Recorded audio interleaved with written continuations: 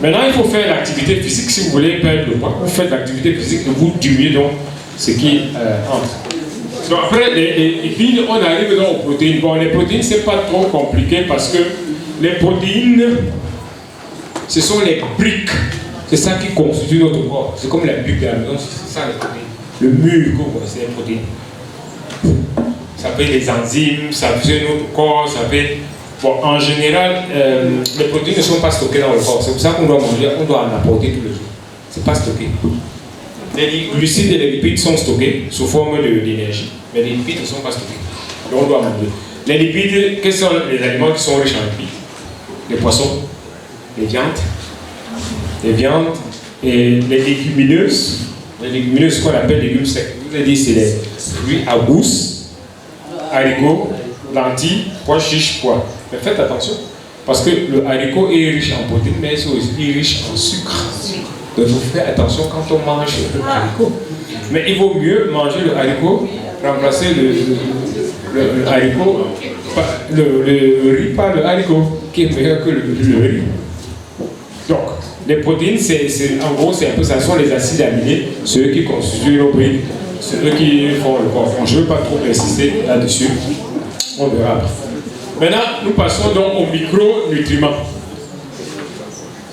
Quand on parle de micronutriments, en réalité, ils ne sont pas essentiels. Quelle est la différence fondamentale, j'ai peut-être oublié de le dire, entre les macronutriments et les micronutriments? C'est que ceux-ci donnent l'énergie. Ceux-ci ne donnent pas l'énergie. Ils ne donnent pas, mais ils sont indispensables. Si vous manquez de ces éléments-là, vous allez le sentir, vous êtes dans la fatigue, je ne suis plus concentré, j'ai moins de choses, je suis voilà. Alors que ceux-ci donnent l'énergie, glucides, et puis c'est pour ça qu'on dit macronutriments. Et sachez que 1 gramme de glucides donne 4 calories. Bon, calories ou kilocalories, c'est la même chose. Donc ça, c'est l'énergie. Comme on mesure l'eau en liquide, en litres, on mesure l'énergie en calories. Donc, 1 gramme de lipides donne 4 calories. Donc ça veut dire quoi? Quand je prends mon sucre de cuisine, c'est combien? 5 grammes. Ça veut dire que si quand je prends un morceau de sucre de cuisine, que je mets dans mon lait, 4 fois 5, je suis à 20 calories. Voilà l'énergie que je prends. Alors imaginons que je prenne, comme certains prennent 10. Vous multipliez ici par 10, vous êtes à combien? 200 calories. Ok, on va voir tout à l'heure. Je finis d'abord les autres, on va voir le besoin de calories qu'un organisme a dans la journée. Donc ceux-ci produisent donc l'énergie. Donc 1 gramme de glucides, c'est 4 calories. 1 gramme de protéines, toujours à peu près 4 calories. Mais 1 gramme de lipides, c'est 9 calories. Donc vous voyez que quand je prenons la cuillère à soupe. La cuillère à soupe, c'est en gros 15 millilitres. Donc, on convertissons, on dit c'est 15 grammes. Une cuillère à soupe. Donc, quand je prends une cuillère à soupe, 15 grammes, 9 fois 15, ça fait combien? 9 fois 5, 45. Voilà, 1, 10, 105. Combien? 135. 135? Oui. Ah bon? 135. 90 plus 45. Vous avez dit ça fait combien? 135. Le Messie. J'ai dit 1 gramme, non 9 calories. Ok, la cuillère. Attention, on a 15 grammes. 15 grammes. Vous avez vu comment? 135. C'est 135. 9 fois 5, 45, 4. C'est ça. 135 calories. Donc vous voyez que quand vous prenez une cuillère, vous êtes déjà à 135 calories. D'huile, non? D'huile. Une cuillère, je dis, si vous prenez ça, vous mettez dans votre morceau de pain. Ouais, vous mangez le petit morceau de pain. Vous avez les calories de lipides, vous avez les calories du glucide qui est là, qui est le pain. Peut-être que vous avez ajouté le beurre. Ouais, 15 grammes, une cuillère là, vous représente 135 calories. Prenons les arachides. 100 grammes d'arachides, c'est à peu près comme ça. Quand vous faites votre bain, dans les 80-90 grammes à peu près. Décortiqué, évidemment. Donc, pour arrondir et comprendre le truc, Quand vous prenez des arachides comme ça, 100 grammes d'arachides vous apporte 650 calories.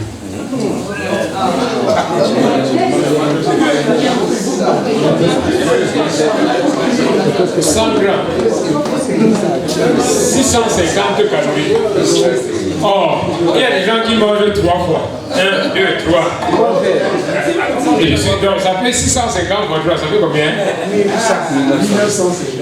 1950 calories. Ok. Bon.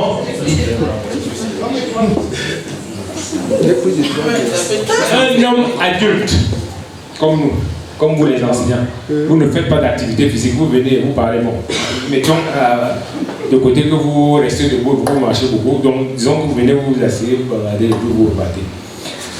Un homme donc, adulte a besoin de 2000 calories par jour. Ce sont ses besoins, il a besoin de ça parce qu'il va dépenser ça. Chez la femme, c'est moins, 1800. 1800 calories. D'accord. Prenons maintenant donc une femme qui a mangé 1900 calories. Ça veut dire que 3 fois les autres. On ne compte pas la nourriture qu'elle va encore manger, parce que ça va ajouter les calories. On ne se met que sur les arachides, on estime qu'elle a seulement mangé ça par jour. 1950 calories. Elle a besoin de 1800 calories. Ça fait 150 calories de réserve en plus. Ça part où? Dans le tissu, ça va se stocker. Elle a mangé les arachides. Comme on a l'habitude de penser, les arachides, c'est pas la nourriture. Tu as mangé? Oh non, je ne veux pas manger. On a 150 calories en surplus. Donc, imaginons qu'elle passe ça tous les jours. Ouais. Sur 10 jours, elle a 1500 calories qui se stockent. Elle grossit, elle ne sait pas pourquoi elle grossit, elle a que sa musique du village. Voilà. C'est ça Donc quand on mange les trucs gras, il faut faire attention parce que le gras apporte beaucoup de calories. Le glucose, le sucre apporte aussi les calories. Faisons attention. Il y a des gens qui vont prendre le plat de riz. Parce qu'on va prendre même l'exemple du plat de riz.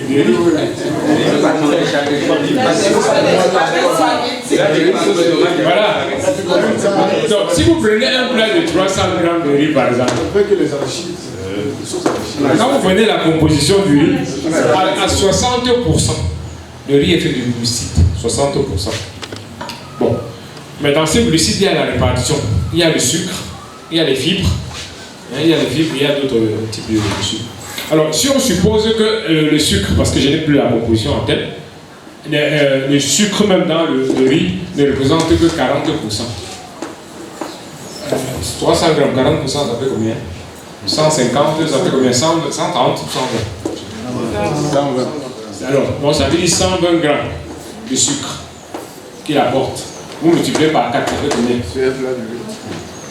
480 calories. Seulement pour le riz. Hein. Seulement, voilà. Il y a la sauce, il y a pas manger. Donc vous voyez que ça vous apporte des calories, mais indépendamment de ça, c'est le riz, c'est du sucre. Ça fait vite monter la glycémie. C'est ça le plus qui est le danger. Le riz n'est pas très calorique, mais c'est surtout le sucre qu'il apporte là qui fait monter la glycémie. Et c'est ça qui est dangereux. Alors quand vous mangez tout un plat comme ça, c'est comme le sucre que vous mangez, le pain. Un morceau de pain. Le pain à 4.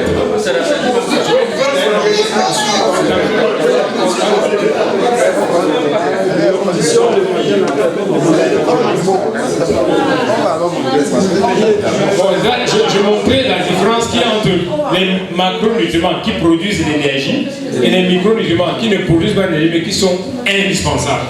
Et parmi les micronutriments, on a d'abord les vitamines. Donc on a les vitamines A, D, E, K. Je ne vais pas trop rentrer dans les détails. Ouais, c'est ADEC.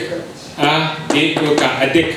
Ce sont les vitamines qu'on dit liposolubles. C'est-à-dire que c'est soluble dans ce qui est gras. ADEC. Et vous avez la vitamine B et C qui sont hydrosolubles, c'est-à-dire solubles dans l'eau. Et dans les vitamines B, vous avez plein de vitamines B1, B2, B4, B3, B8, B9. La B9 qui est très importante et la B12 que les femmes enceintes connaissent. Parce que la B9 et la B12 ils jouent un rôle déjà dans la division cellulaire pour se multiplier, c'est pour ça qu'il faut donner aussi à l'enfant. et dans le sang, parce qu'il y a aussi le fer qui rentre là-dedans. Ouais. Donc les vitamines sont importantes. Mais où trouve-t-on les vitamines en priorité? Dans les végétaux. On en a dans le riz, les autres aliments, mais on en a plus dans les végétaux. Or, le gros problème du corps, c'est le manque en vitamines. En fait, en micronutriments. Vitamines, minéraux, oligo-éléments. C'est le manque. Ici, on est en excès, en général. On est en excès. Alors qu'on a un manque là-bas. Donc, il faut prioritairement apporter ça. Donc, vous avez les vitamines, les minéraux et les oligo-éléments, c'est les corps chimiques. Hein. C'est le fer. La seule différence, c'est que ceux-ci doivent être supérieurs à 50 mg d'apport par jour, alors que ceux-là sont inférieurs à 50 mg d'apport par jour. C'est la différence. Donc, comme micronutriments, c'est le fer, le calcium, le magnésium, le potassium, il y a les autres, le sélénium, l'aluminium, non pas l'aluminium, le manganèse et tous ces trucs-là, qui sont importants. Mais ceux-là sont apportés par quoi? Surtout par les végétaux. Surtout par les végétaux. Et c'est pour ça qu'il faut bien apporter les végétaux. Ah oui, j'avais oublié un truc sur les protéines. Sur les protéines, les protéines sont faites des petits ensembles qu'on appelle les acides aminés. Donc les acides aminés se mettent ensemble pour faire des longues chaînes qu'on appelle les protéines. Et dans les protéines, il y a 8 acides aminés qui sont indispensables au corps. Ça veut dire que le corps ne peut pas les fabriquer. Donc il vient de l'extérieur. On doit donc consommer ça. Or, vous avez les protéines d'origine végétale qu'il faut consommer, qui ne vous apportent pas le gras, et les protéines d'origine animale, qui sont riches dans la viande. Mais le problème de la viande, et vous voyez que dans la viande, on a ce qu'on appelle la viande rouge, la viande blanche. Donc il faut privilégier la viande blanche au détriment de la viande rouge. Parce que malheureusement, la viande rouge est souvent riche en fer. Or, le fer, lui, il fixe l'oxygène. Et quand il y a trop d'oxygène, c'est un problème. Mais le fer, surtout, est inflammatoire, il crée l'inflammation. Parce que les hommes, ils disent qu'ils sont des lions, des animaux, ils vont manger la viande, ils mangent, mais après le corps, les micro-inflammations, au bout de 10-15 ans, ça peut créer des problèmes. Les femmes encore actives, quand on dit actives, ça dit qu'ils n'ont pas atteint la ménopause, elles peuvent se le permettre parce que tous les mois, elles perdent le sang. Donc il faut remplacer le fer. Ils n'ont pas ce problème. Mais non. Et l'autre avantage, c'est pour ça qu'il ne faut pas trop manger la viande. La viande, c'est maximum 2 fois par semaine. Maximum. Une. C'est pour ça qu'il faut manger le poisson. Alors, regardez, vous ne le voyez peut-être pas. J'ai dit un truc ici au début. L'ignorance, c'est quelque chose de terrible. Il vaut mieux au moins le savoir. Comme ça, quand vous allez quelque part, qu'on même dit, je sais au moins que je ne dois pas manger ça tout le temps. Ou bien si je mange ça tout le temps, que je mange autre chose. Parce que nous avons l'habitude de dire quoi? Non, je veux manger ce que ça va trouver l'autre dans mon ventre. Pour additionner les effets secondaires. Alors qu'il faut combattre justement ces effets secondaires. Voilà. Donc, mais l'avantage de manger la viande de bœuf par exemple, c'est que c'est riche en acides aminés et c'est plus facilement assimilé par le corps. Oui. Les protéines végétales sont bien sûr les acides aminés, mais malheureusement, les végétaux ne sont pas complets en acides aminés essentiels. Quand vous prenez le riz, il va avoir un certain nombre, il va lui manquer quelque chose. Vous prenez les légumineuses, il va lui manquer autre chose que le riz a. C'est pour ça qu'on mélange souvent les deux, les céréales et les légumineuses, le riz et le haricot. Ouais. Le maïs avec les lentilles, on mélange les deux. Ou le maïs avec le haricot, pour avoir les acides aminés complets. Parce qu'il y en a un qui n'en a pas. Voilà, par exemple. Donc vous pouvez faire plein de mutations. Si vous connaissez les lentilles, les petits pois, vous mélangez ça avec le blé, si vous mangez, ça vous permet d'avoir donc. Vous n'êtes à ce moment-là, vous n'êtes plus obligé de manger la viande. Parce que vous avez des protéines complètes dans ces deux. Voilà. Parce que nous, on a cette culture de nourriture, on nous a appris ça comme ça, mais on ne sait pas pourquoi. Ça veut dire qu'on mange à chaque repas, il faut la viande. Non, il ne faut pas. Si le repas a des protéines, vous n'êtes pas obligé d'avoir les protéines. Et je vous dis que la quantité de protéines, des besoins par jour, c'est 2,2 grammes par kilo et par jour. Ça veut dire quoi? Ça veut dire que je suis quelqu'un qui a 60 kg, je multiplie par 2,2 pour avoir le poids en protéines. Donc, si j'ai 60 kg, je multiplie par 2, ça fait à peu près 120 grammes.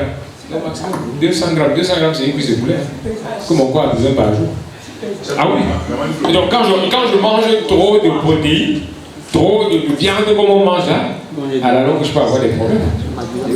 Je peux avoir des problèmes. Et vous connaissez l'un des problèmes, surtout la viande sauvage et les abats. Vous connaissez l'un des problèmes, des effets secondaires des protéines, des purines. Il y a ce qu'on appelle la purine, qui sont riches dans les viandes. Mais la purine, c'est un corps azoté, donc une protéine qui doit être éliminée. Elle est éliminée sous forme d'acide urique. Or, cet acide urique fait quoi? Elle se dépose souvent dans les articulations. Et c'est ça qui est quoi? La goutte. Donc, vous voyez des gens avec des doigts, les gros doigts là, c'est des dépôts. Trop de protéines. Et quand ils ont ça, on dit, vous ne prenez plus ça, vous ne devez plus prendre ça. Donc, dans la vie, il faut garder son libre arbitre, être libre. Parce que si vous arrivez à un niveau où on vous dit, il ne faut plus ça, il ne faut plus ça, ça devient une contrainte. Celui qui a décidé de vivre hors du pays, il peut faire 10, 20, 30 ans, il vient pas au pays, il n'a pas de problème. Mais si on l'a assis chassé, on dit que tu pars, tu ne reviens plus. Ça va l'embêter. Ça va là, oui, ça va l'embêter. Donc, essayons de garder le plus possible notre vie. Je vous ai dit que l'homme est fait pour vivre 120 ans en santé. Vous pouvez qu'il suive ça. C'est important. Donc, je voulais juste faire un rappel sur les protéines. Donc, sur les éléments, il y a des aliments qui apportent ça, mais de préférence les végétaux. Prenons un aliment comme le calcium. Qu'est-ce qu'on nous dit? Qui connaît un produit qui apporte le calcium? Beaucoup de calcium. L'aubergine. L'aubergine.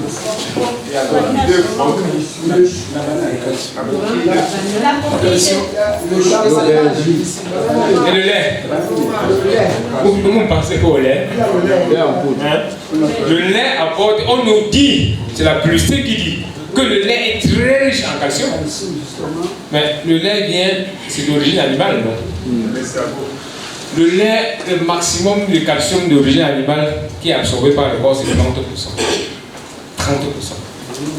Le calcium d'origine végétale, dans l'eau, tous les végétaux là, c'est 70%. Ouais. Donc on va vous dire, prenez le lait, c'est l'industrie agroalimentaire. Faisons très attention. Mais l'autre problème du lait, le lait d'aujourd'hui n'est pas le lait de nos grands-parents. Aujourd'hui, les vaches laitières, elles produisent 20 à 25 litres par jour. Une vache. Les vaches avant, c'était 6 litres. Mais tous les laits qui sont aujourd'hui sont bourrés d'hormones. Des hormones de croissance. Qu'est-ce qu'on appelle hormones de croissance?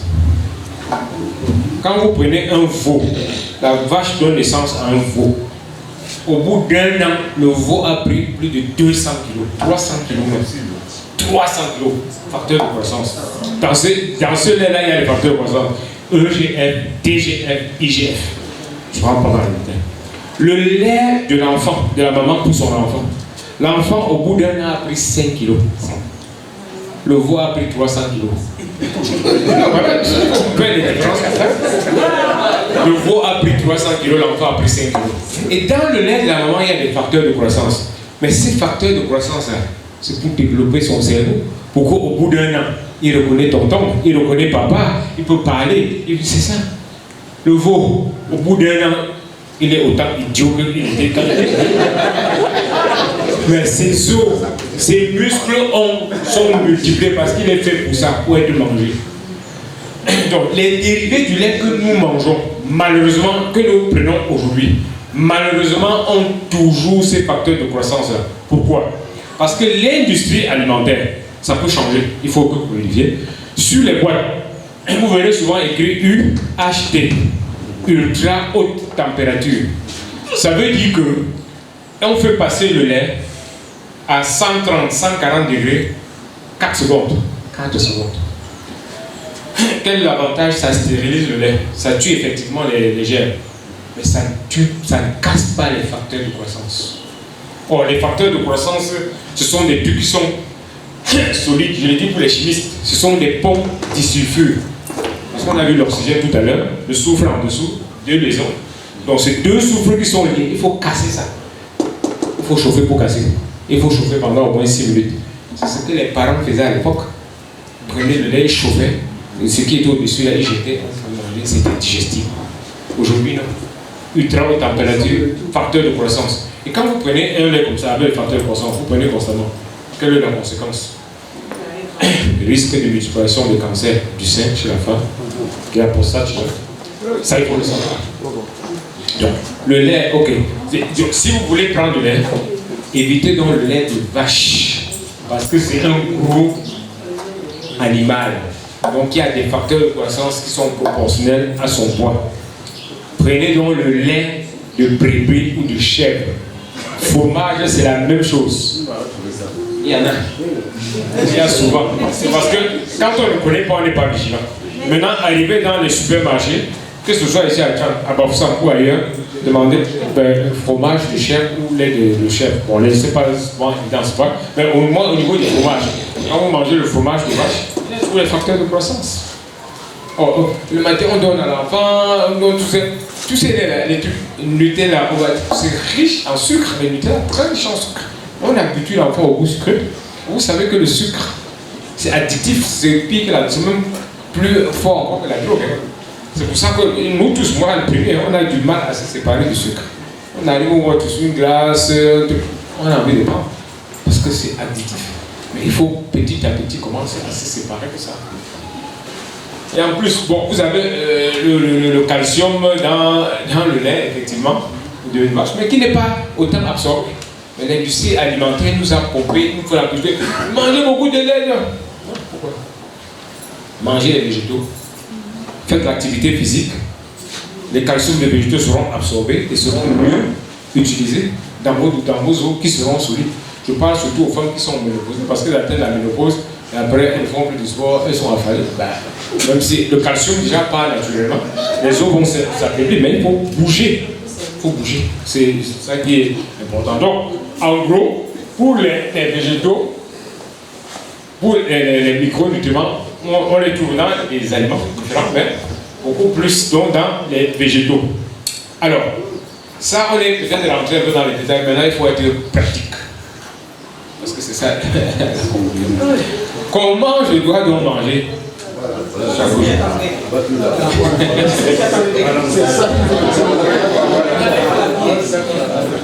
Comment je dois manger ah ouais. Théoriquement, il faut faire simple. J'ai mon plat de riz.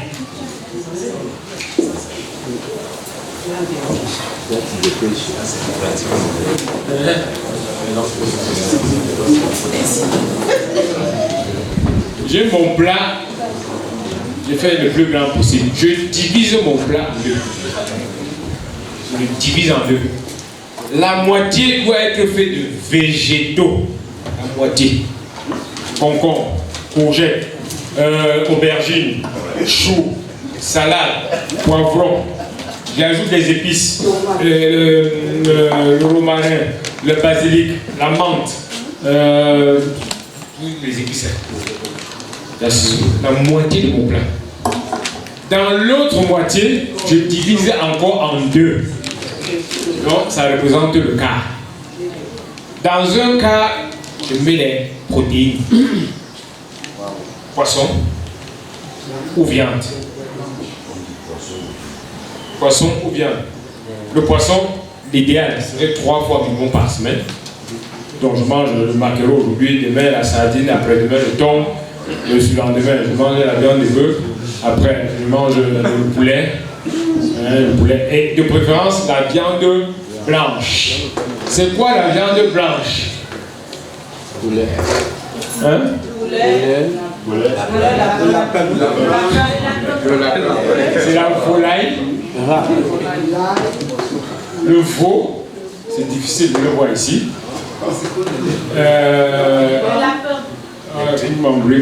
Le lapin. J'ai oublié quoi? Le porc.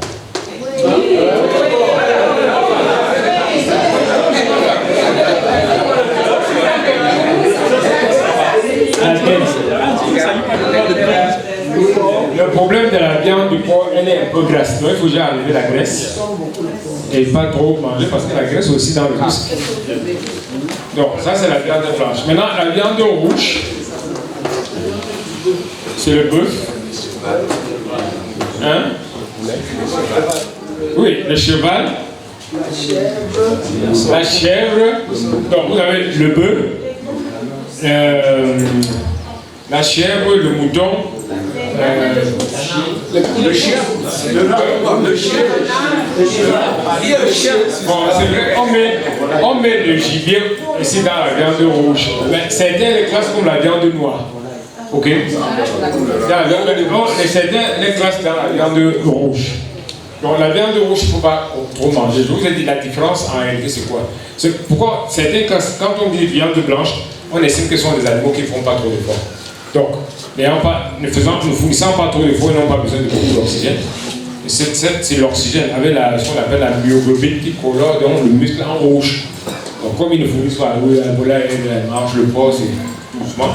Alors que le bœuf, l'agneau aussi, l'agneau, le mouton, la chèvre, le cheval, le canard, on le met aussi là. Le canard, on le place dans la viande rouge.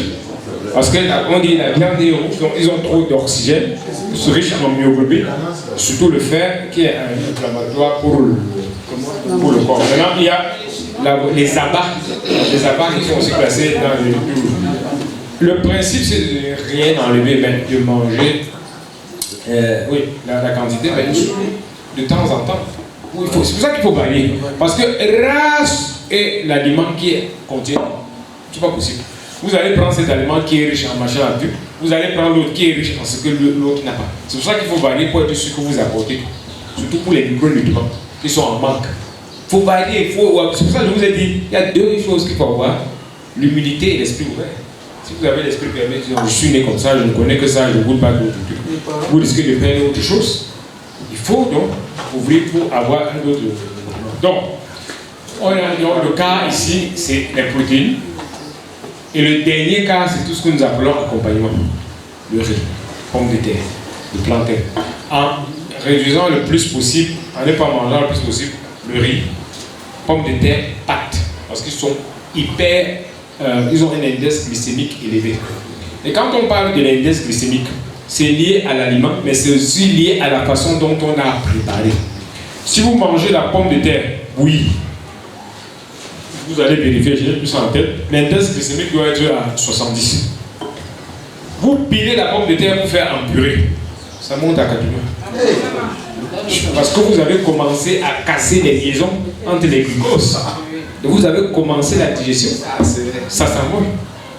Voilà, donc chaque fois qu'on transforme l'aliment, l'index glycémique augmente. Prenez la carotte fraîche, elle doit avoir un index glycémique à 30 ou 35. Vous préparez l'index glycémique à 45 ou 50. Parce que vous avez compris la digestion. Donc chaque fois qu'on transforme, l'index glycémique monte. Donc comme je vous ai dit, ce n'est pas l'index glycémique qui est un problème, c'est la charge glycémique, c'est-à-dire la quantité de ce qu'on mange. Donc je veux manger un truc. Donc vous voyez que dans un plat, vous voyez ce que nous mangeons. Aujourd'hui là, c'est ça qui prend tout le plat.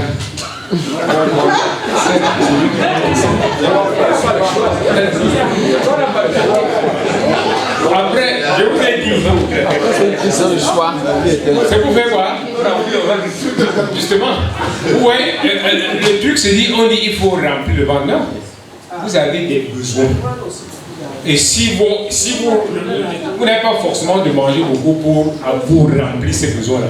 Par contre, comme me disent, c'est une question financière ou d'opportunité. Ça, c'est une possibilité. Mais je vous ai dit, le type qui prend le sens interdit sans savoir qu'il prend le sens interdit est très dangereux. Parce que quand vous venez en place, il y a des qui dégagent, ils font ça. Mais celui qui sait, il va se mettre de côté. Donc il vaut mieux savoir parce qu'on ne sait jamais. Et même, peut-être qu'avec ça, vous pouvez commencer à observer à côté de chez vous. Pourquoi on ne pas faire un petit jardin? Vous mangez vos produits. Parce qu'en plus, on parle aujourd'hui des produits bio. En quoi c'est bio? Qu'est-ce qui vous prouve que c'est bio? Bio, c'est pas parce qu'on a cultivé dans la cour de la récréation. Vous pouvez cultiver dans une cour de chevaux, mais qui est pollué. Parce que vous devez d'abord doser votre sol pour savoir s'il n'est pas pollué, pour être sûr que ce qui est produit est bio. Ah oui, c'est ça qu'il faut le savoir. On dit, il fait quoi? Il fait au mélange, il met les engrais, les machins. Mais qu'est-ce qu'il y a dans le sol? S'il y a des mauvais trucs, ben, ça va remonter. Donc il faut faire attention aussi avec le bio. Donc voilà en gros comment on doit manger. Ça c'est la première étape. Deuxième étape, je mange comment, à quel moment? Première chose, il faut mastiquer. Nous aujourd'hui, nous tous nous buvons. On a avalé.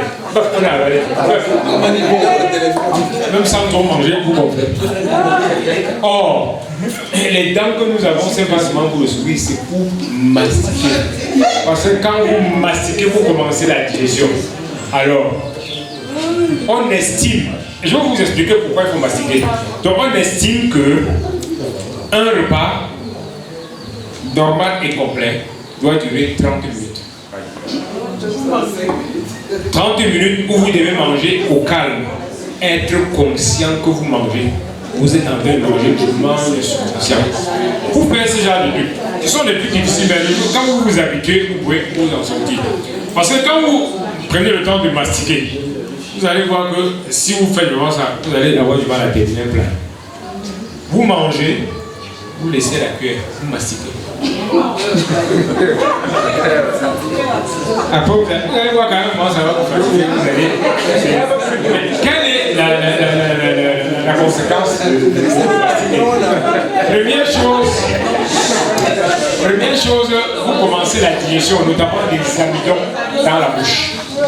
Et c'est très important de commencer la bouche. Vous commencez par faire ce travail-là dans la bouche.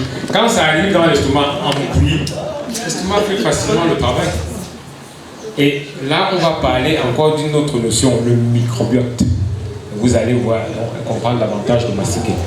Mais quand je mange, je dois être conscient que je mange. Pourquoi? Parce que si je regarde la télé, je ne suis pas conscient de ce que je fais. Le centre de la vigilance et le centre de la satiété sont voisins, côte à côte. Donc quand je mange, c'est la vigilance qui prime. Donc je mange, et il est démontré que les gens qui mangent, sans être conscients qui mangent, en étant distraits, mangent 15% plus. Oui, ça a été démontré. Donc il faut que quand je mange, je peux parler peut-être avec les gens, mais je mâche, je mastique. Alors, à partir du moment où on dit qu'on mastique, comment vous pouvez mastiquer le couscous de maïs? Comment vous pouvez mastiquer le riz? Voilà, et la majorité de nos plats sont difficiles à mastiquer. C'est une réalité. Par contre, si vous mettez déjà la moitié en végétaux, vous allez mastiquer. Vous allez mastiquer. La carotte, le chou, vous mastiquez. Voilà le truc. L'avantage. Mais pourquoi un repas doit durer 30 minutes? Parce que quand vous mastiquez, les aliments descendent dans l'estomac. Au fur et à mesure, un message est envoyé au cerveau. Et le cerveau entraîne un circuit qu'on appelle le circuit de la récompense. Parce que le cerveau, lui, c'est que son intérêt qui est son plaisir du cerveau. Donc quand vous mastiquez, il y a des capteurs de goût dans la bouche. Il faut donc ces capteurs-là, le cerveau les capte et il est content. Et on a découvert qu'il faut 30 minutes. Le message va, le cerveau capte le goût, mais 30 minutes pour que la nourriture qui est descendue passe, envoie le message au cerveau. Et le cerveau en récompense fait quoi? Il produit l'hormone du plaisir qui est la dopamine. Vous êtes dopamine il faut ces 30 minutes là. Mais quand vous gommez, le cerveau a senti un goût là. Vous avez goûté, une après vous partez, une après le cerveau dit, mon ami, le goût que je vous suis déjà, j'étais pas bien, va me retrouver ça. Voilà comment on commence à et là, il faut donc faire la différence entre le rassasiement et la satiété. Le rassasiement, c'est j'ai faim, j'ai comblé le manque que j'avais. Ça, c'est le rassasiement. La satiété, maintenant, c'est les 4 à 5 heures que je vais passer sans avoir faim. Donc, à partir de ce moment-là, vous voyez donc que je peux manger, être rassasié sans avoir atteint la satiété. Et ça, c'est les produits sucrés. Les produits sucrés, vous mangez au bout de 2 heures, Comme si vous n'avez pas mangé, vous avez encore envie de. Vous passez, vous voyez quelqu'un a mis son gars à la cour,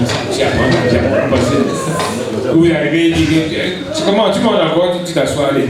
Oh, mais c'est le troisième plat qui repart, le quatrième plat. Donc c'est important. L'autre truc important de la mastication, pourquoi on doit mastiquer? Dans notre tube digestif, nous avons des microbes.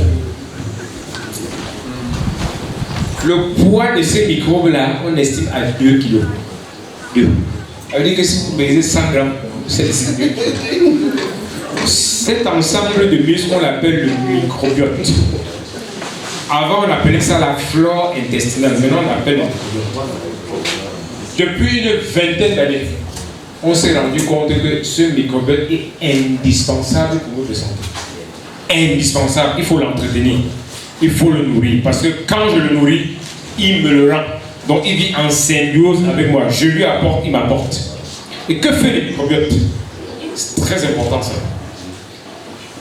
En laboratoire, on a des souris axéniques, c'est-à-dire qui n'ont pas de microbiote. Meurent rapidement. Et quand on fait la transposition avec l'homme, on estime qu'un être qui naît sans microbiote, à 15 ans, il ne peut pas vivre, il va mourir. Quelle est l'autre force du microbiote? Quand la femme accouche, il faut qu'elle accouche par la voie basse, la voie normale. L'enfant qui sort prend dès sa naissance le microbiote du vagin de sa mère. Ce microbiote commence à le protéger. Les femmes qui accouchent par césarienne, on porte l'enfant, il n'a pas le microbiote de sa mère. Et ces enfants-là, à l'âge de l'adolescence, ont beaucoup de maladies. Donc le microbiote aujourd'hui est capital pour avoir une bonne santé. Qu'est-ce que le microbiote fait? Premièrement, 80% de notre immunité, défense de notre corps, c'est lui qui le fait. 80%. Et ça se comprend. Puisque c'est comme un entraînement d'une armée. Quand vous avez une armée qui s'entraîne, elle s'entraîne aujourd'hui avec le char, demain avec le lance-roquette, après-demain avec. Quand elle arrive sur le champ de bataille, elle voit le char, elle n'est pas effrayée. Mais imaginez l'armée qui est au village, elle s'entraîne seulement avec la fronde. Quand il vient devant le fusil, il suffit d'aller. Il est abattu. C'est la même chose pour notre microbiote. Et donc quand on a les gènes qui viennent, la multiplication de ces microbiotes-là permet donc à notre immunité de s'entraîner, de faire cette variété. Et le microbiote se met en place dès la naissance jusqu'à l'âge de 2 ans. Passé 2 ans, le microbiote est formé et c'est difficile qu'il change. Très difficile. C'est pour ça que quand vous avez vos enfants, il y a des femmes qui vont accoucher, qui ont accouché. Il ne faut pas être trop propre. Parce que si vous êtes trop propre, vous lavez les mains, vous lavez tout, vous lavez tout, l'enfant n'aura pas le microbiote.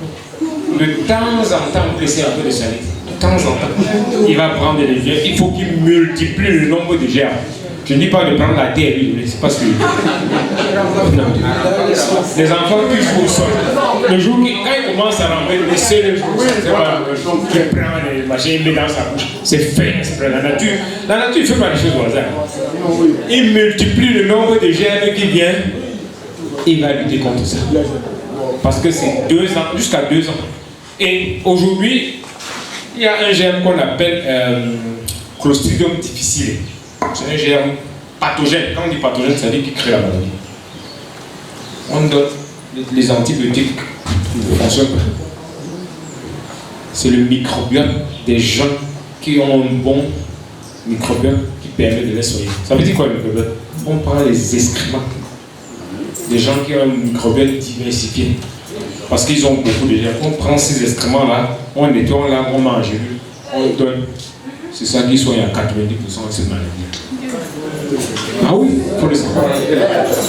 Donc aujourd'hui, certaines personnes pensent qu'il faut garder son microbiote, c'est-à-dire ses excréments, mettre au frigo, garder parce que plus tard, comme la science évolue, on pourra utiliser ça. Et on a constaté un certain nombre de choses. Les microbiotes sont faits d'une certaine famille. Il y a par exemple les firmicutes, les bactéroïdes, les protéobactères. On a constaté par exemple que les obèses ont beaucoup de firmicutes. Et les gens qui sont pas obèses ont moins de firmicutes. Ça, c'est ce qu'on appelle une corrélation. Il y a une relation. Mais ce n'est pas une causalité. parce qu'on ne sait pas si c'est les fémuqués qui entraînent l'obésité ou si c'est l'obésité qui amène les fémuqués. C'est ça qu'il faut comprendre. Donc, les microbiotes est très important pour notre corps. Il nous permet d'absorber les vitamines. Et il fabrique même les vitamines. Et beaucoup de corps chez nous. Et il est là pour nous protéger. Parce que nous avons, quand nous mangeons la nourriture, la nourriture est divisée en petits morceaux. Ça rentre dans l'estomac. Je fais vraiment dévier. Voilà. Ça vient, ça c'est le foie est là. On a la bile qui est là, qui ressort sur le duodénum. Et après vous avez l'intestin. Voilà, et le gros intestin qui fait tout le tour. Et ça va, c'est l'excrément. Ça c'est la digestion. Voilà. Donc, les aliments sont broyés dans l'estomac avec l'acide chlorhydrique. Donc il faut que le produit soit acide. Broyer, mélanger pendant 4 heures, ça dépend du type d'aliment. Au moins 4 heures de broyer. Quand les aliments commencent à descendre ici, les graisses, tout ce qui est gras, le foie a fabriqué à partir du cholestérol ce qu'on appelle les acides biliaires. Les acides biliaires sont sécrétés au niveau du duodénum pour permettre que le corps absorbe les graisses. Mais, je parlais du microbiote. Donc au niveau de l'intestin, tout ce qui passe par l'intestin, tout ça là, ce qu'on appelle l'intestin grêle, est absorbé pour passer dans le sang. Et tout ce qui va passer par le foie. L'intestin là, on estime que c'est au moins 200 mètres carrés, c'est-à-dire un terrain de tennis. Hein. On étale l'intestin, c'est un terrain de tennis. Pour permettre d'absorber. Ah oui, ça allait, c'est dans votre corps. C'est à peine 7 mètres. Hein. Mais quand on étale, c'est pour qu'il absorbe au maximum. Il ne doit pas laisser passer ni un aliment, ni un macronutriment, ni un micronutriment. Donc, les microbes là viennent ici, le microbiote.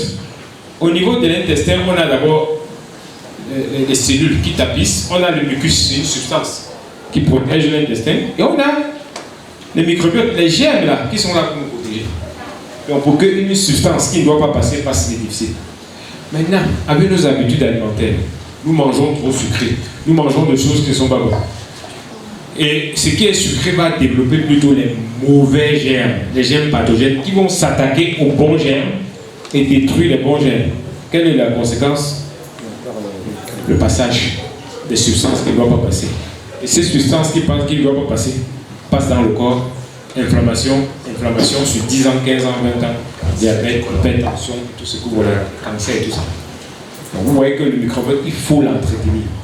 Quand vous l'entretenez, il vous le rend bien. Comment on l'entretient? Les fibres alimentaires.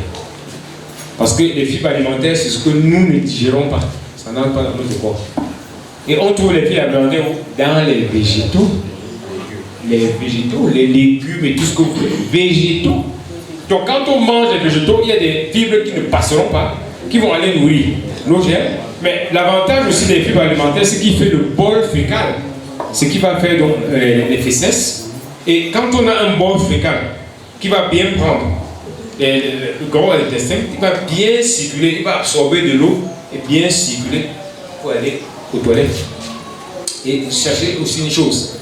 Ce que j'ai mangé aujourd'hui, c'est après-demain que je vais aller envoyer ça au salaire. Parce que vous entendez quelqu'un vient, il sort de table, il a vraiment dit, mais j'ai mangé un truc chez du plastique. C'est pas ça. Parce qu'en général, quand on a mal au ventre, c'est le gros intestin. Donc pour que ça arrive là-bas, parce que la digestion ici, il faut compter à peu près 4 heures. Compter encore 8 à 10 heures. Donc pour que ça arrive là-bas, c'est dans les 18 heures. Hein. Donc c'est ce que vous avez mangé 18 heures, 4 heures. C'est ce que vous avez mangé il y a 2 jours. C'est pas ce que vous ne sortez pas du temps, déjà mal le ventre, c'est le type qui a mal le ventre. Non, il faut le savoir. Il faut réfléchir plus loin, parce qu'on regarde à côté, mais il faut réfléchir plus loin. C'est important. Donc le microbiote, c'est un truc très important. Et la mastication donc permet de commencer le travail dans la bouche de commencer la digestion des aliments dans la bouche, de continuer dans l'estomac et après dans l'intestin. Mais quand le microbiote voit un truc qui est déjà bien digéré, il est content, il nous protège, il nous le remet bien. Et il faut donc qu'il reste équilibré. Parce que si on le déséquilibre, ça devient un problème. Mais dans notre cas, on n'a pas que les microbes. Quand on dit microbes, c'est les bactéries. On a les champignons, qu'on appelle les légumes. Il y a aussi des virus. Mais les légumes, et vous allez voir que la manifestation des légumes, ça se fait souvent sous la peau. Quelqu'un qui a ce qu'on appelle les dates, il prend la pommade et ça revient 2 mois après, 3 mois après. En général, c'est souvent qu'il a les légumes dans le ventre. Et c'est la manifestation de ces légumes-là sur la peau qui revient. Parce que les champignons prennent du temps pour partir. Ils prennent d'abord le temps pour venir, ils prennent du temps pour partir. On a les champignons un peu partout. C'est que les champs de maïs ont entre les cuisses. On appelle ça l'épaisse circinée. Ça a du mal à partir. C'était au moins pendant 2 semaines, 3 semaines. Après, au niveau des ongles, vous voyez surtout les ongles du pied, c'est les champignons. Là, le traitement, c'est 9 mois. Champignons, ça prend beaucoup de temps. Déjà au niveau de la tête qu'on appelle la dalle ou de l'eau, la face d'un autre type de traitement. Bon, les légumes, quand on a les légumes dans le ventre, il y a un truc que les légumes détestent, l'ail. Vous prenez l'ail, vous allez tuer les champignons, les légumes que vous avez dans le ventre. Ils détestent ça. C'est vraiment le vrai truc des légumes. Donc, protégeons notre microbiote en mastiquant. Donc, quand j'ai mon plat, je divise d'abord, je mastique, je prends le temps de mâcher, comme ça, quand ça rentre dans le corps, je digère bien.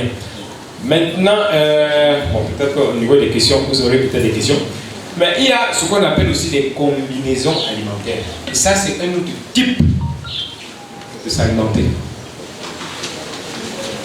Mais avant d'arriver aux combinaisons alimentaires, les études ont montré que les gens qui font ce qu'on appelle le jeûne intermittent, c'est-à-dire qu'ils passent au moins 12 heures, sinon 14 heures sans manger, sont des gens qui sont en meilleure santé et qui vivent longtemps. Ça veut dire quoi? Je fais le choix, je dis ok, le matin je ne prends pas le petit déjeuner, je mange à midi, comme j'ai décrit, je mange le soir, mais assez tôt, parce qu'il faut manger avant 20h, c'est très bien, 19h30 c'est bien, c'est mieux si on peut, et je ne remange qu'à midi prochain. Donc je vais passer au moins 14 heures sans manger. Et les études l'ont montré. Les gens qui font comme ça vivent longtemps en santé. Pourquoi? Je vous ai parlé de la division cellulaire. Ouais, on revient toujours à la cellule parce que c'est la cellule qu'on oublie. Le fait de rester longtemps sans manger permet donc à une substance qu'on appelle les sirtuines de contrôler d'abord l'ADN avant de faire la photocopie. Donc d'éliminer le maximum d'erreurs possibles. Et quand il multiplie, parce qu'il a éliminé les erreurs, vous vieillissez moins, vous êtes en meilleure santé. Donc le jeûne permet de réduire ça. Ou alors, c'est de réduire les quantités de ce que nous mangeons. 30 à 40% de comme nous mangeons. Un truc simple à faire, c'est qu'au lieu de manger dans les plats que nous mangeons, c'est de manger dans un plat de dessert. Oui. Non, un plat à dessert, c'est comme ça. C'est pas, vous avez vu que de plus en plus les plats d'aujourd'hui sont assez gros. Un plat à dessert, c'est donc vous mangez là-bas. Et il y a des principes qu'il faut avoir. Je me sers et je ne me sers plus. Voilà des principes qu'il faut avoir. Faites de mon Cameroun. Mais comme je dis là, la moitié, les légumes d'abord. Après, les protéines et le truc. Je prends mon plat, je ne me sers plus. Même si en réalité, il faut manger et avoir un peu faim. C'est la même façon. Quand on mange trop, je vous dis, ça crée des problèmes parce que la digestion demande de l'énergie. Ça demande de l'énergie. Vous mangez, vous apportez beaucoup de trucs qui vont aller se stocker dans l'organisme. Ce n'est pas bien. Donc, le jeûne est très bien. Si vous prenez le petit déjeuner, mais il y a un problème. Quand vous regardez l'organisme, quand vous vous levez le matin, ceux qui ont le glucomètre, ce qui permet de prendre la glycémie chez eux, s'ils ne sont pas diabétiques, faites l'expérience un jour. Vous vous levez le matin, votre taux de sucre sera tout élevé. Parce que quand vous vous levez le matin, le foie donne l'ordre au cortisol. Le cortisol, c'est au-dessus des surrénales. Comme on dit les surrénales, c'est au-dessus des reins. Le cortisol est produit pour augmenter le sucre parce que vous allez entamer votre journée. Alors, regardez comment nous voyons. Notre petit déjeuner est encore trop sucré. Alors que le corps lui-même, d'abord le matin, produit du sucre. Donc, si on veut prendre le petit déjeuner, réduisez au maximum le sucre. Quand on dit le sucre, ce n'est pas seulement le sucre, mais les aliments qui contiennent le sucre. Le yaourt, il est sucré. La bouillie, elle est sucrée. Donc manger, même le pain, l'avocat, les œufs, l'avocat, le miel est sucré. Parce que j'entends souvent les gens vous disent non, je mange le miel, je ne mange pas le sucre. Il faut faire la différence. Le miel est mieux que le sucre. Mais le miel a du sucre. Il a le glucose, il a le fructose, il a le sucre. La seule différence, c'est que le sucre blanc, on l'appelle le sucre vide. Parce qu'il n'apporte que du sucre. Alors que le miel va vous apporter des vitamines. Les vitamines B, vitamines C et les minéraux. Donc il vaut mieux, effectivement, le matin, vous prenez une cuillère à café, 2 cuillères à café de miel. Oui, pas de problème. Ça vous apporte ces vitamines-là. Ça va vous apporter du sucre. Mais si vous dites que le miel est bon, vous prenez 5 cuillères à soupe, des grandes cuillères à sucre, vous apportez du sucre. Voilà, donc j'apporte une petite quantité, 2 cuillères à café de sucre. Vous mettez sur votre pain, si vous aimez le lait, ok, vous prenez le lait, mettez petite quantité. L'idéal, c'est le matin quand je prends mes tisanes, vous montez, c'est sans sucre. Vous prenez sans sucre. Pourquoi vous n'avez pas? C'est pas facile, hein. Tout ce que je dis, il ne faut pas venir d'un coup arrêter comme ça. Parce que le danger d'arrêter tout d'un coup, c'est de faire le bon. Le corps arrive à un niveau, il dit, mais toi tu m'amènes où? Tu dis, ah non, je fais un coup. Allez, je recommence encore tout à zéro. Vous avez vu que les gens qui font les régimes, ils perdent le poids. Après, souvent, ils viennent dépasser le poids qu'ils avaient. Parce que tous les régimes marchent. Pourquoi c'est fait ça? Nous avons, le cerveau est divisé en 3 parties. Le premier cerveau, c'est le cerveau primaire, qu'on appelle le cerveau reptilien. Il n'est pas. C'est lui qui nous a permis de vivre. Dans ce cerveau, il y a ce qu'on appelle le noyau arqué. Quand tu réduis le nombre de calories par jour, le noyau arqué là se met en vérité. Ça veut dire quoi ça? L'organisme, si c'est pour mourir, il va essayer de résister. Tu as la volonté, tu fais. Il essaie de résister. Le jour où tu recommences à manger, il dit que de trouver les calories, il te pousse à aller manger pour attraper les calories que tu viens de passer. Et plus tu fais le régime, plus lui résiste. Vous voyez les gens qui ont l'habitude de faire le régime, après quand ils prennent de l'âge, c'est difficile encore de faire le régime parce que l'organisme résiste. Le noyau arqué, mais pour qu'il accepte votre régime, il faut que ce soit au moins 6 à 9 mois. Et du coup, vous avez perdu le poids, vous résistez pendant 6 à 9 mois, comment dire, ah non, c'est bon, le corps ne va pas mourir, c'est son nouveau poids.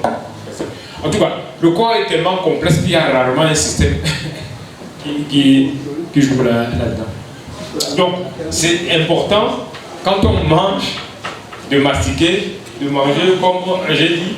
On peut faire le jeûne, si on fait le petit déjeuner, le moins de sucre possible. Si je mange le pain le matin, comme ça, pourquoi on mange un pain? C'est le sucre que vous apportez. Nous, on le fait par réflexe, hein, parce qu'on a grandi dans ça. Mais ça, le petit déjeuner qu'on mange aujourd'hui n'existait pas. C'est après la Deuxième Guerre mondiale que ça a commencé. Hein. Parce que la Deuxième Guerre mondiale en Europe s'est passée. Les gens étaient pauvres, ils n'avaient pas de quoi manger. Qu'est-ce qu'ils mangeaient? Les lentilles, les haricots, les trucs comme ça. Aujourd'hui, c'est considéré comme le temps de pauvreté. Pourtant, c'est les meilleurs aliments. Donc, l'industrie agroalimentaire qui est venue a commencé à créer des produits, a fait la publicité. Et on a commencé à dire que c'est les meilleurs trucs. Mais c'est ça. Dès qu'ils ont commencé comme ça, aux États-Unis, boum! L'obésité a augmenté. Avec l'obésité, les maladies qui suivent. Les Chinois aussi sont en train de prendre ça. Parce que comme la Chine est devenue un grand pays, pour faire bien, ils adoptent l'alimentation occidentale, comme nous avons adopté. Le pain, comment on appelle les gâteaux là, le croissant, voilà, nous avons aussi adopté ça. Nos parents avaient compris. Si on veut prendre le petit déjeuner, prenons un petit déjeuner, ils mangeaient la nourriture avec. Mais petite quantité, parce que nos nourritures sont aussi riches en sucre. Le bouillon le matin, c'est bon. Avec peu de sauce, c'est bien. Vous avez la protéine qui est là, c'est bien. Diminuez au maximum le sucre du matin. Je vous dis, le corps produit le sucre. Et à 11h, souvent, les gens ont faim. Vous allez lever le matin, vous allez... Buvez de l'eau. Si vous allez manger à midi, buvez de l'eau. le foie va encore sécréter une deuxième dose de sucre. Parce que ça nous titille. Et le danger, c'est quand je fais là, il faut que je prenne quelque chose de vite sucré. Le grignotage commence. Parce que vous prenez un truc qui est de sucre, au bout d'une heure, vous avez encore faim. N'oubliez pas, l'insuline, le sucre vient trop vite, l'insuline est trop vite produit, il va plus bas. Et le corps vous pousse encore à aller manger quelque chose de sucré. Donc supportez, mangez juste de l'eau, buvez de l'eau, ça va passer, l'insuline va sécréter donc le glucose.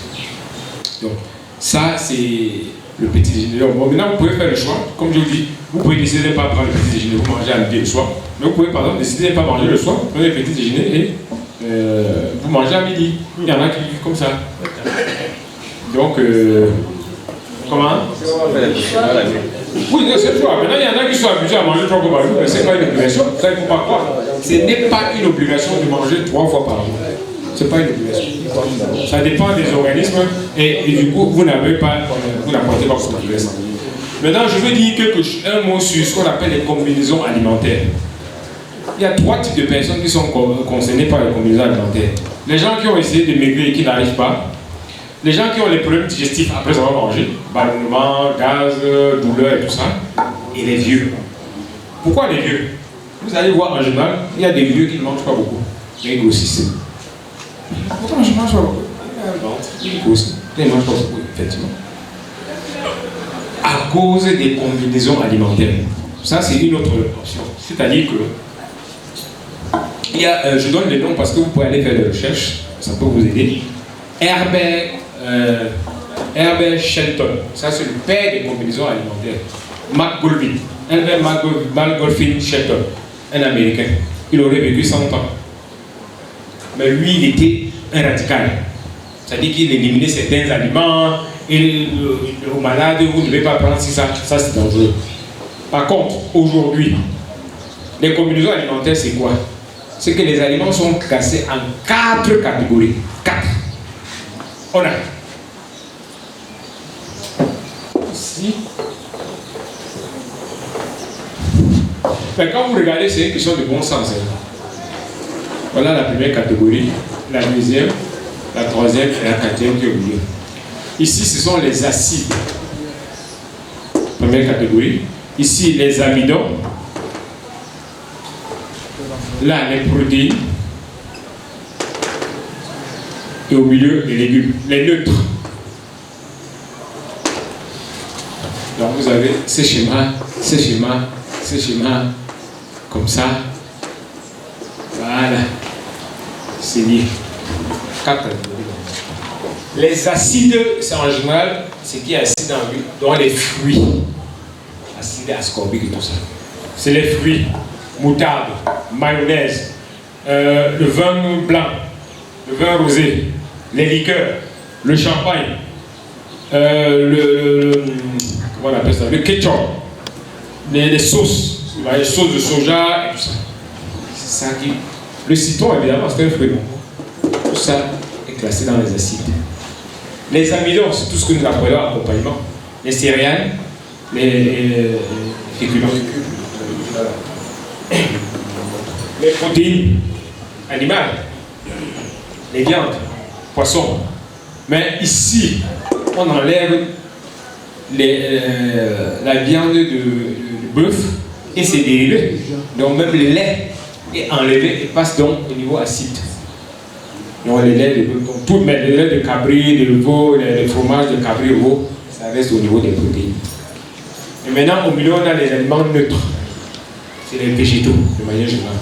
Dans lequel on met la tomate, on met le miel, le chocolat. Le chocolat noir, qui est très bien. Parce qu'il faut faire la différence entre le chocolat blanc, chocolat au lait, chocolat noir. Le chocolat, tout ça, c'est les neutres. Maintenant, la notion ici, c'est de dire, dans un même repas, au cours d'un même repas, je ne dois pas mélanger les acides avec les amidons. Rospi, dans un même repas, je ne dois pas mélanger acide et amidon. On verra les cas concrets. Dans un même repas, de temps en temps, je peux me permettre, plus ou moins, de mélanger amidon et protéines. Par contre, acide et protéines, sans problème. Mais les neutres, ils sont neutres, ils vont avec tout le monde. Aucun problème. Donc, passons au cas concret. Acide, le citron. Amidon, le pain. Alors, neutre, l'avocat. Je prends mon avocat, je mets sur le pain. Donc, je neutre et amidon. C'est bon. Je viens ajouter le citron. J'ai gâté la combinaison. J'ai gâté la combinaison. Pourquoi? Les acides et les protéines dans l'estomac.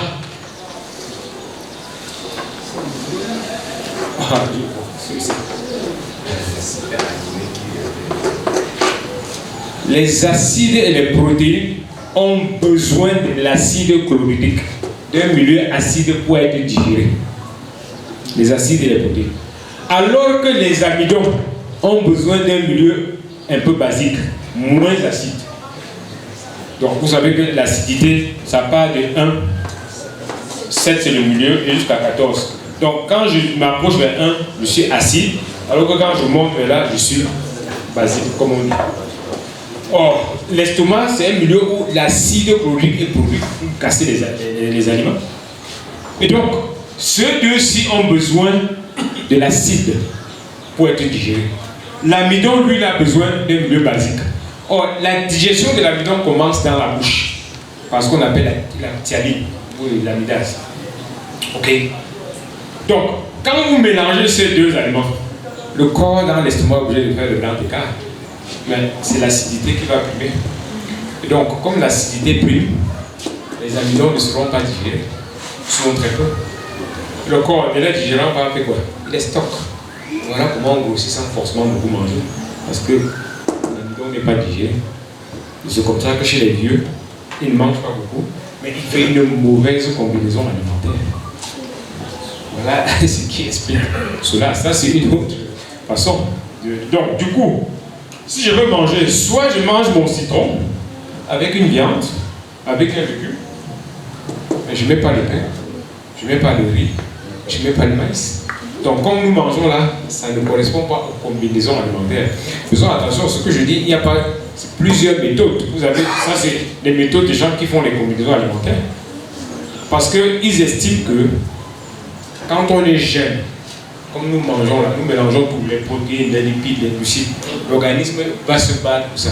Mais quand vous prenez de l'âge, la digestion n'est plus pareille, le corps n'est plus pareil, ça devient difficile de manger.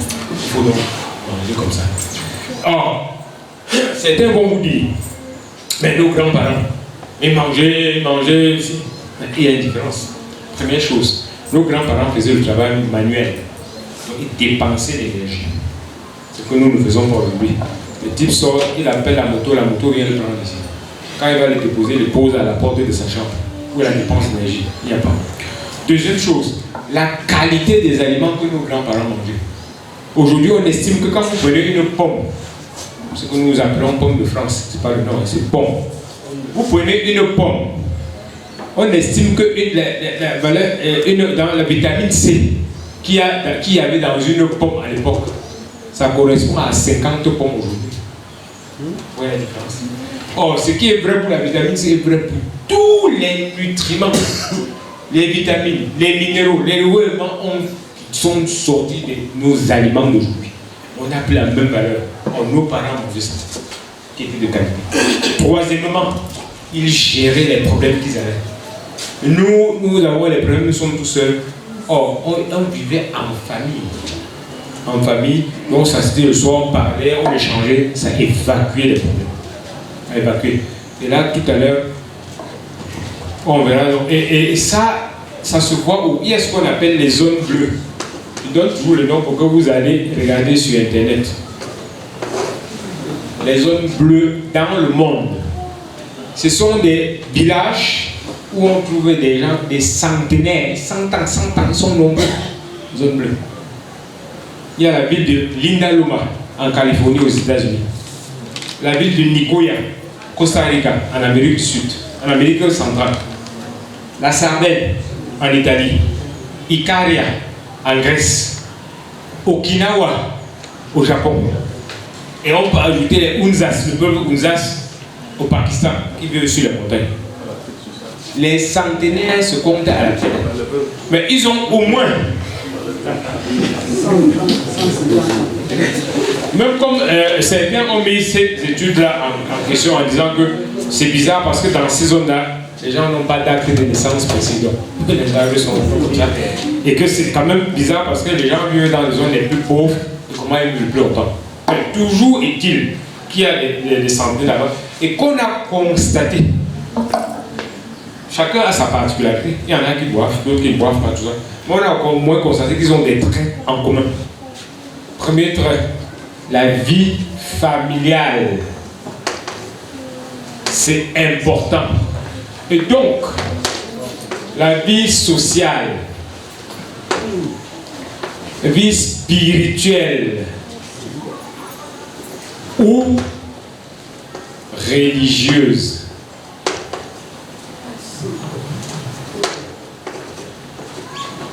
Les végétaux, ils consomment les végétaux.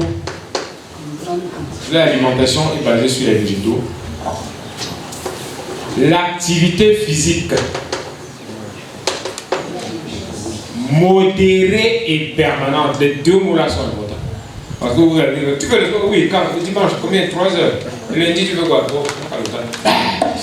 Elle n'est pas permanente, elle n'est pas modérée. Je vous ai dit, trop d'activité, c'est pas bon. Elle doit être permanente, vous devez dépenser l'énergie tout le temps. Donc, et bon, je vous dis, certains fument, d'autres ne fument pas, mais au moins, d'autres boivent, certains boivent l'alcool, d'autres boivent l'alcool. Au moins, ces facteurs en commun là, ils les ont. Et ça, c'est important. Vous voyez que ça rejoint à peu près ce qu'on dit. Et vous allez entendre parler de la Méditerranée, le régime méditerranéen. C'est ça, la Grèce, l'Espagne, le sud de l'Espagne. Parce que ces gens-là ont eu, avec les olives ou l'huile d'olive, les végétaux, c'est le principal aliment chez nous. Ce n'est pas les végétaux. Trop de produits animaux. Mais peut-être les œufs, c'est bien, mais pas trop d'œufs. La viande, ils mangent trop de viande.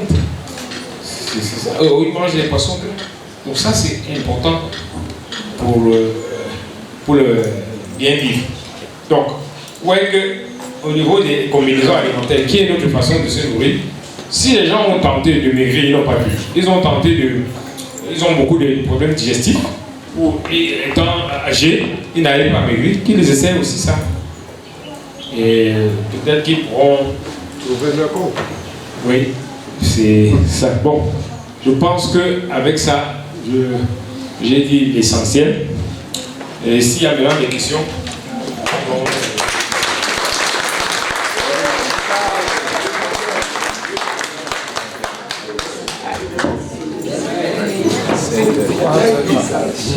ce que j'aimerais quand même savoir, c'est qu'avant de poser les questions, on va prendre un lot de questions s'il y en a.